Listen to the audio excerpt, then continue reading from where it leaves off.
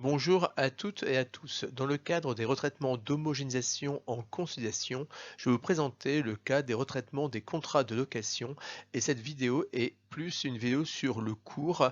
Il y a une autre vidéo sur un exercice de retraitement des contrats de location en normes IFRS. Donc ici on est plus sur aspect cours. Comme d'habitude, je replace toujours le retraitement dans le cadre du processus de conciliation. Je vous rappelle processus immuable, périmètre, retraitement d'homogénéisation, cumul des comptes, élimination des comptes réciproques, élimination des résultats internes, partage des capitaux propres, établissement des états financiers consolidés. Nous sommes à quel endroit? Eh bien, nous sommes au niveau des retraitements d'homogénéisation. En fait, c'est la plus grosse partie du programme. Et donc là, ici, nous sommes sur le cas des contrats de location. Vous savez très bien que de plus en plus de sociétés ont recours à la location-financement comme mode de financement de leurs actifs et cette location-financement n'apparaît pas dans les comptes sociaux en normes françaises. Donc il n'y a pas d'actifs, il n'y a pas de dette. Et donc s'il n'y a pas d'actifs, s'il n'y a pas de dette, vous comprenez aisément que tous nos indicateurs de rentabilité et d'endettement sont faussés. Donc voilà pourquoi, en analyse financière, on procède à un retraitement des contrats de location-financement et des contrats de crédit-bail, mais on ne le fait pas en comptes sociaux en normes françaises parce que je vous rappelle aussi que c'est quoi un bilan en comptes sociaux normes françaises? C'est ce que l'entreprise possède. Or, on ne possède pas un bien que l'on a en contrat de location-financement. Donc, que se passe-t-il au niveau des comptes consolidés? Eh bien, au niveau des comptes consolidés, eh bien, on va intégrer dans notre bilan à l'actif et au passif les contrats de location financement. Alors, en normes françaises, c'est un traitement préférentiel, normes françaises compte consolidé, et en normes IFRS, c'est obligatoire, mais tous les contrats ne vont pas être retraités. Et donc, l'objectif de cette vidéo, c'est de présenter la méthode de retraitement et aussi de voir quel type de contrats vont être retraités. Alors, pour retraiter un contrat de location ou de location-financement, il y a plusieurs étapes. Première étape, c'est la qualification du contrat. Il faut que l'on distingue le contrat de location simple avec le contrat de location financement. Le souci, c'est qu'en norme française CRC 9902, il n'y a pas de définition. Et en fait, qu'est-ce qui se passe? Eh ben, c'est l'ordre des experts comptables et l'AMF, l'autorité des marchés financiers, qui vont définir les contrats de location-financement. En fait, il faut bien savoir que le contrat de location-financement est un contrat de location simple particulier. Donc, à un moment donné, il y a une étape de qualification du contrat. On va donc transformer un contrat de location simple en contrat de location-financement. Il existe 8 critères pour qualifier un contrat de location simple en contrat de location financement. Et si un de ces critères est respecté, alors notre contrat de location simple devient un contrat de location financement. Donc je vais vous présenter ici au travers de 2 slides ces 8 critères. Alors, premier critère, le contrat prévoit le transfert obligatoire de la propriété au preneur au terme de la durée du bail. Critère évident, je pense. Deuxième critère, le contrat prévoit le transfert de la propriété au preneur au terme de la durée du bail sur option et les conditions de l'option sont telles que le transfert de propriété paraît hautement probable à la date de conclusion du bail. Donc vous savez très bien que quand il y a un contrat de location-financement, il va avoir une valeur d'option. Si par exemple vous avez une valeur d'option de 1 euro pour un bien qui à cette même date vaut 100 ou 200, vous imaginez très bien que tout le monde va vouloir exercer l'option. Donc ici, on est sur un critère de valeur d'option par rapport à la valeur résiduelle de l'actif. Troisième critère, la durée du bail recouvre l'essentiel de la durée de vie du bien dans les conditions d'utilisation du preneur. Voilà, en fait, une location, normalement, je loue quelque chose, je le rends, et puis quelqu'un d'autre peut le louer, et normalement, on va faire cela X fois, et il n'y a pas trop de perte de valeur à chaque usage. Exemple, vous louez une voiture pour 10 jours, quand vous la rendez, quelqu'un d'autre vient la prendre, va la louer pour 10 jours, et on loue toujours au même tarif. Mais si maintenant vous louez une voiture pour 4 ans, au bout des 4 ans, Je veux dire, votre voiture est quand même usée. Donc vous voyez ici, on travaille sur la durée. On compare la durée de location par rapport à la durée de vie. Est-ce que je consomme beaucoup de la durée de vie du bien ou est-ce que je consomme une petite partie de la durée de vie du bien? Dernier critère pour ce slide, c'est le critère financier. La valeur actualisée des paiements minimaux est proche de la juste valeur du bien loué à la date de la signature du contrat. Ça veut dire quoi? Aujourd'hui, vous louez un actif, vous payez 100 par an, pour être très simple. Au bout de 5 ans, ça fait 500. Si la valeur du bien vaut 510 ou 520, vous dites, mais je suis stupide. Pourquoi j'ai loué quelque chose? À la fin, je le rends et j'en suis même pas propriétaire alors qu'il a une durée de vie de 7 ou 8 ans. Donc vous voyez ici, si j'ai payé la quasi-totalité du bien, comme au-dessus, si j'ai consommé la quasi-totalité de la durée de vie du bien, en fait derrière, mon contrat de location simple est en fait derrière un contrat de location financement. Autre critère, le preneur peut résilier le contrat de location, mais les pertes subies par le bailleur suite à la résiliation sont à la charge du preneur. Donc vous voyez, en fait, ici, c'est un petit peu les aspects financiers. Ok, c'est bien, tu loues, mais tu t'engages. Et si tu pars avant, c'est toi qui payes. Donc on n'est pas face à un contrat de location classique.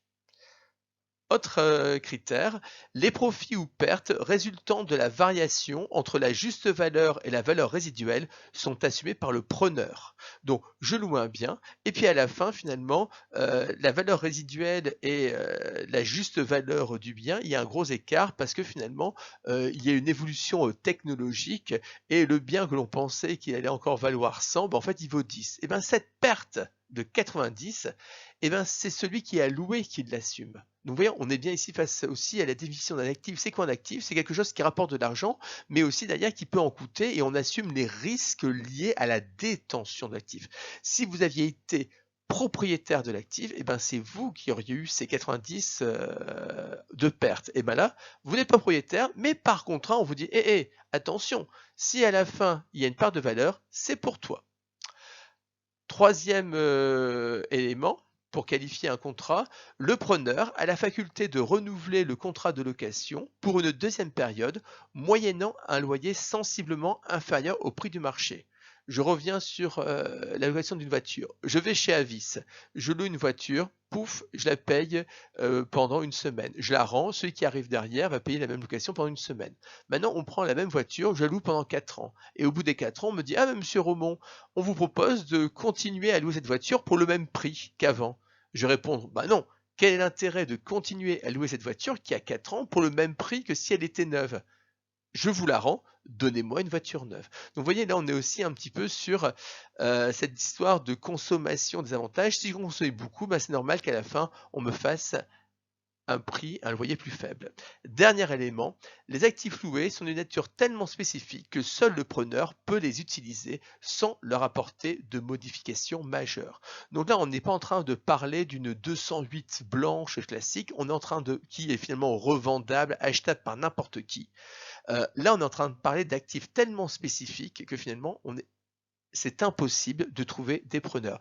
Vous savez ou verrez par la suite qu'il y a des contrats de location-financement qui sont très complexes, où vous avez des usines entières qui sont louées, soi-disant, avec des contrats, des usines qui sont louées sur des terrains qui n'appartiennent pas à la même personne. Donc vous voyez des caractéristiques très spécifiques au niveau du contrat. Si on a ce type de caractéristiques, le soi-disant contrat de location simple, mais en fait n'est pas un contrat de location, est un contrat de location-financement et on va devoir le retraiter. Alors je rappelle ici, nous venons de passer avec ces 2 slides sur les 8 critères. Si un de ces 8 critères est satisfait, alors le contrat devient un contrat de location-financement. Je vous invite à en retenir seulement 2 ou 3, c'est largement suffisant.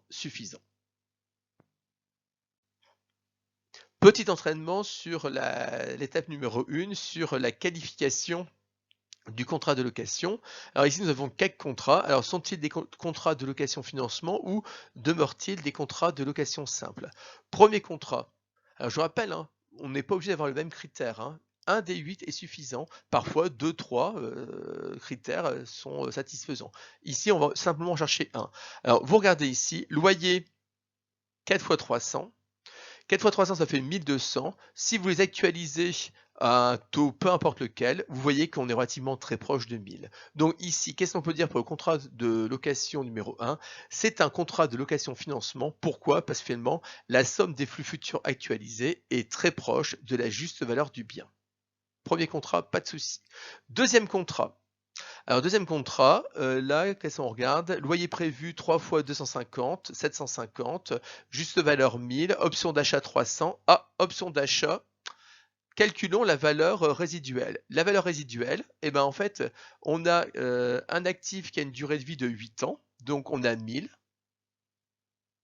Divisé par 8, ça fait combien? Ça fait 125. On a une durée de vie de 3 ans, loyer prévu 3, donc 3 fois 125, ça fait 375. On a donc d'amortissement, d'accord? L'actif vaut 1000, donc si on retire les 1000, on va obtenir combien? On va obtenir 625. Donc j'ai un actif pour le contrat numéro 2 qui a une valeur nette comptable au bout de 3 ans de 625 et pour la modique somme de 300, je peux devenir propriétaire. Je saute donc sur l'occasion. Le contrat numéro 2 est donc un contrat de location-financement. Contrat numéro 3. Contrat numéro 3, on a quoi? Deux choses. Soit on peut s'amuser sur le 5 fois 220, qui est proche de 1000 si on actualise, ou encore plus simple, on fait aucun calcul. Durée de vie 5 à 6 ans, durée du contrat 5 ans. Il y a un critère qui dit si la durée de vie est proche de la durée du contrat, alors c'est un contrat de location-financement. Pas de souci. Et le dernier, c'est le plus simple. Le dernier, c'est écrit noir sur blanc dans le contrat de location qu'il y a une transfert du bien à l'échéance numéro 3. Donc voilà ici 4 illustrations de contrats simples qui finalement à la fin sont des contrats de location-financement. Un petit slide sur du vocabulaire. En fait, j'utilise souvent crédit bail, location, financement. Alors, est-ce que c'est la même chose? En fait, non. En France, on appelle crédit bail un contrat de location financement avec une option d'achat. D'accord? Donc, c'est ça la distinction. Donc, finalement, la notion de location financement est plus étendue que le crédit bail. Location financement, il n'y a pas forcément d'option d'achat. Tandis que crédit bail, il y a forcément une option d'achat. Bon, c'est juste pour mémoire, mais voilà, pour que les choses soient bien claires. Dans l'étape 1, nous avons qualifié le contrat. Donc maintenant, nous savons que nous avons affaire à un contrat de location-financement. Et bien, comme on a un contrat de location-financement, et ben, on va devoir procéder au retraitement. Et donc pour cela, nous avons besoin de quoi? Du taux d'emprunt implicite pour établir, comme on le verra par la suite, un échéancier, déterminer le montant des charges financières, le remboursement de l'emprunt. Car n'oubliez pas, l'objectif, c'est d'avoir une image d'un contrat de location-financement identique à l'image d'une acquisition avec un emprunt. Alors normalement, le taux d'emprunt est donné en annexe. S'il n'est pas donné en annexe, eh ben, on va le calculer. Alors comment va-t-on l'estimer? Eh ben, tout simplement, nous allons calculer un tri, le taux de rentabilité interne. Et donc ce taux, finalement, c'est le taux qui égalise la valeur de l'actif avec la somme des flux actualisés au taux d'emprunt implicite. Donc c'est quoi les flux actualisés? Eh ben, c'est le loyer et notre valeur résiduelle. Donc il suffit simplement de poser une équation, valeur de l'actif égale somme des loyers que j'actualise et à la fin, on prend la valeur résiduelle que l'on actualise également.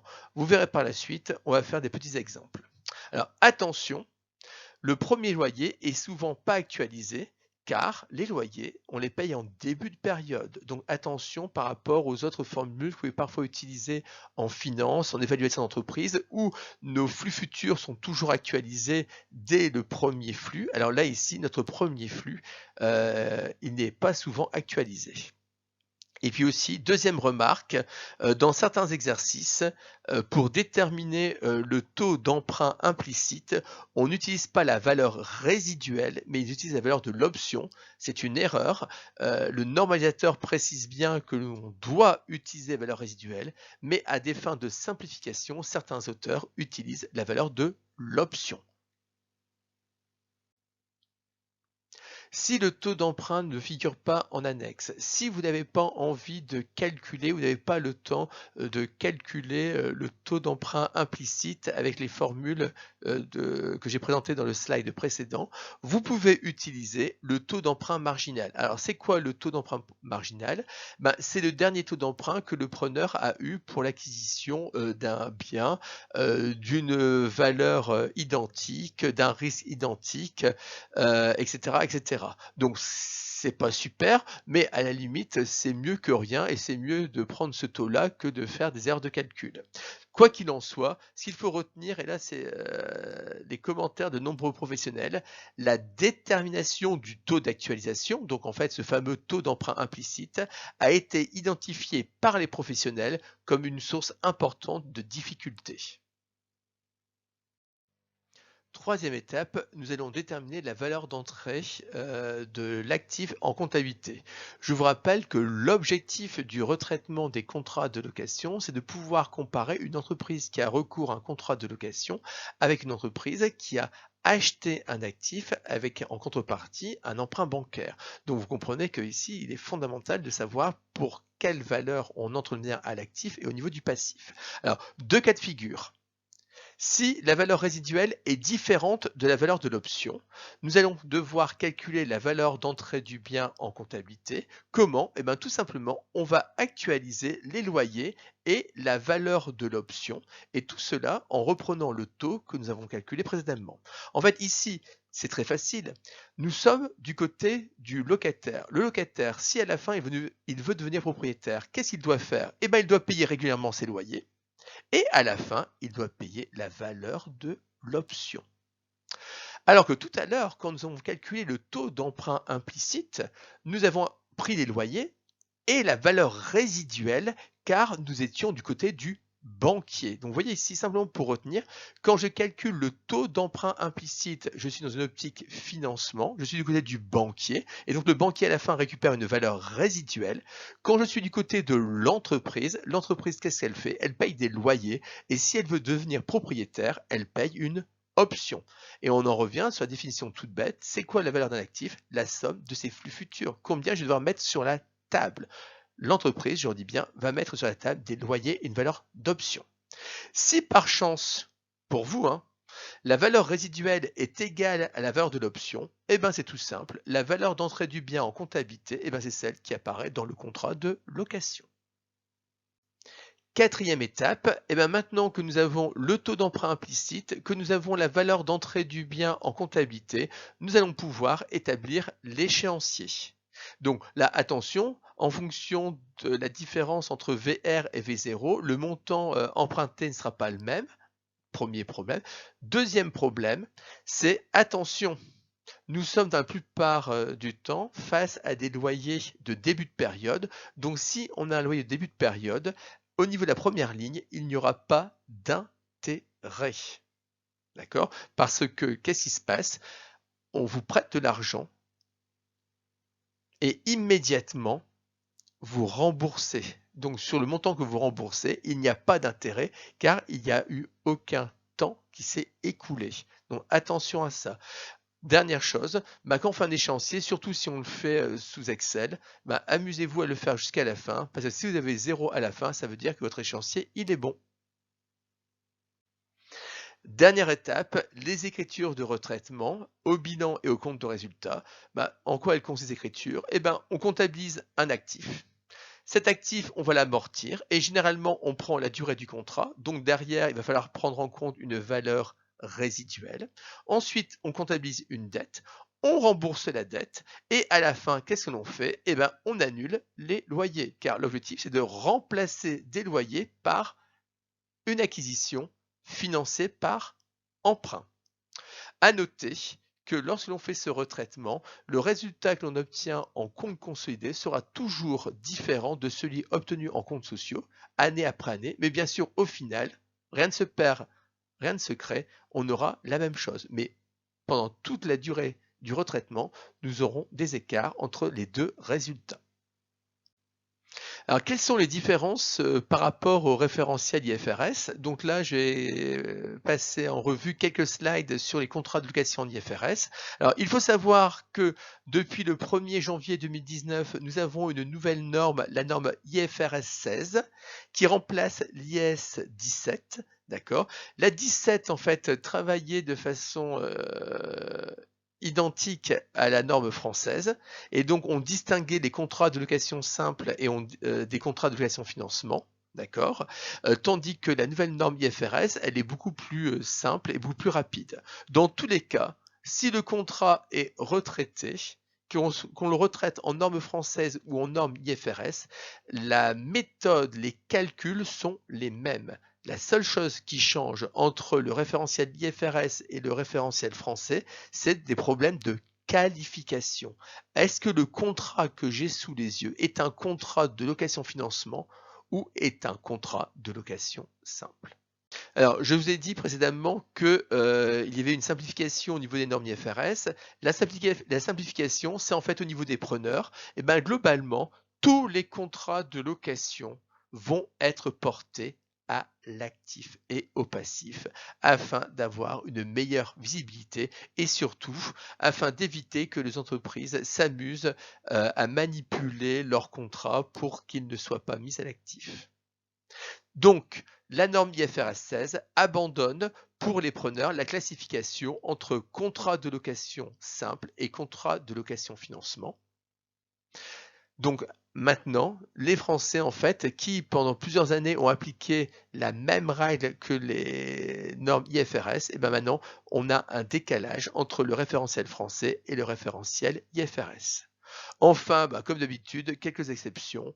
Les contrats de location d'un faible montant ou les contrats de location inférieurs à 1 an vont rester des contrats de location simples. Donc, ce qu'il faut retenir, c'est que tous les contrats supérieurs à 1 an en norme IFRS vont devoir être retraités. Il n'y a plus de distinction entre les contrats de location simple et les contrats de location financement. Mais cela n'est pas si simple. Des difficultés demeurent quand même au niveau des contrats de location en IFRS. Alors là, c'est juste pour mémoire. Je vous lis quelques passages. À la date de conclusion d'un contrat, l'entité doit apprécier si celui-ci est ou contient un contrat de location.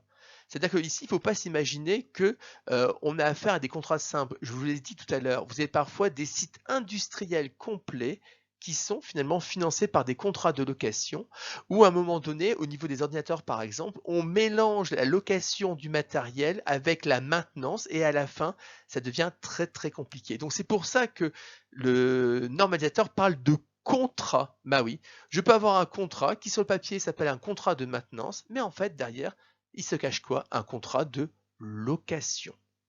Donc, voilà ce que dit aussi le normalisateur. Un contrat est ou contient un contrat de location s'il confère le droit de contrôler l'utilisation d'un actif identifié pour une période déterminée moyennant le paiement d'une contrepartie. Vous voyez, le droit de contrôler. Donc là, en fait, c'est pour bien faire la distinction entre la maintenance, par exemple pour un parc informatique, et le fait de louer des ordinateurs que je vais utiliser et bien sûr contrôler. Alors, conclusion sur ces contrats de location. En PCG, pas de souci, tout est en charge. En CRC 9902, donc en compte consolidé français, on doit distinguer les contrats de location simples qui restent en charge avec les contrats de location financement qui peuvent être retraités, donc apparaître à l'actif et au passif si j'applique la méthode préférentielle. Et puis enfin, vous avez en norme IFRS, tous les contrats supérieurs à 1 an sont retraités.